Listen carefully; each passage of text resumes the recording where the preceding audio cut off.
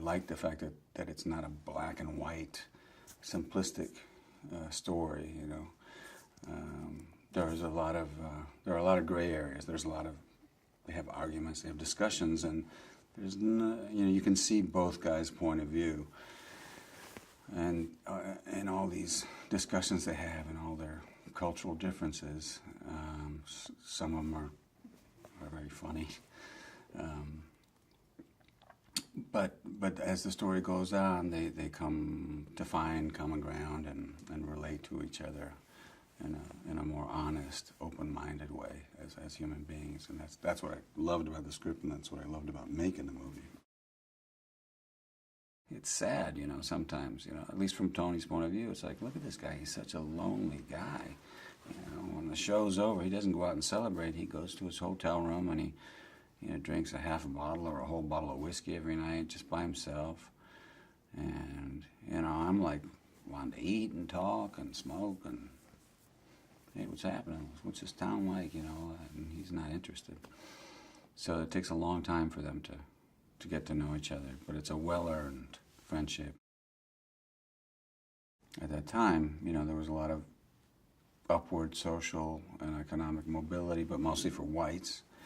And, you know, people like Tony were struggling to make a living and all that, but things were looking up, and as a nation, especially if you're white, you felt like, well, you know, we're the greatest country in the world, and, you know, screw the Russians and the Soviets and communism, and we're great. And, you know, there was just, you're feeling your oats in a way, but there's a certain obliviousness to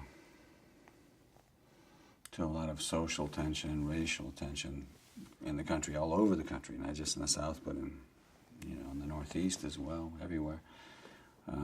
Things that you just took for granted and you didn't realize it was wrong until you're face to face with extreme cases of that, which they have to deal with on their trip.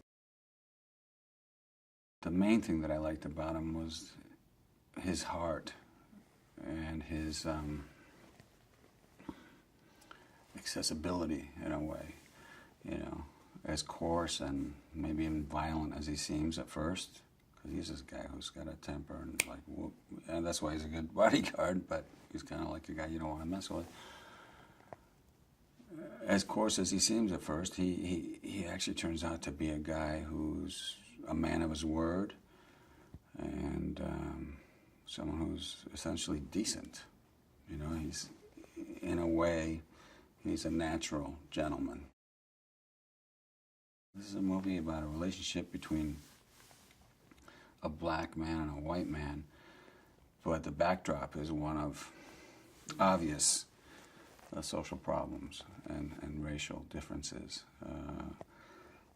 In many ways, we're clearly facing the same problems right now, and I think there's an interest and kind of a horror from some people, depending on your point of view, as they watch the news from the United States of America. It's like, wow.